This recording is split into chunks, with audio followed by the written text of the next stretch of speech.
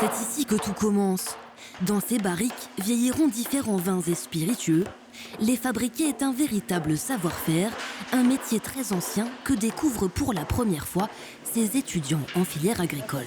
C'est assez impressionnant, j'imaginais pas qu'il y avait autant d'étapes et que le choix du bois était aussi important que ça.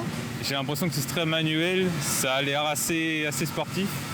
Je ne savais pas trop à quoi m'attendre, mais c'était très intéressant.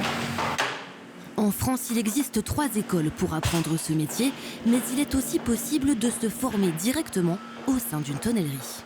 Et là où on forme le plus grand nombre de jeunes, ça reste en Charente. Après, il y a de très belles écoles à Bordeaux, ici, en Bourgogne. Parce que c'est un métier qui est dur, qui est physique.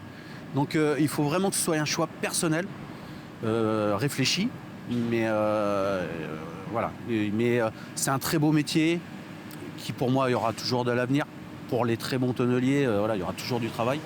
En 2025, les ventes de cognac se sont effondrées avec une baisse de près de 40% par rapport à 2021. Malgré ce contexte, former des jeunes reste essentiel pour préserver cet artisanat en attendant des jours meilleurs. La conjoncture générale est ce qu'elle est, mais nous, on sait qu'il va y avoir un rebond. Et donc pour nous, c'est hyper important de continuer à former dans ce cadre-là. Pas s'arrêter, pas être court-termiste, parce que notre métier, il a su traverser les différentes crises qui n'ont pas manqué d'émailler le monde des vins et spiritueux. Chaque année en France, une trentaine de jeunes se forment au métier.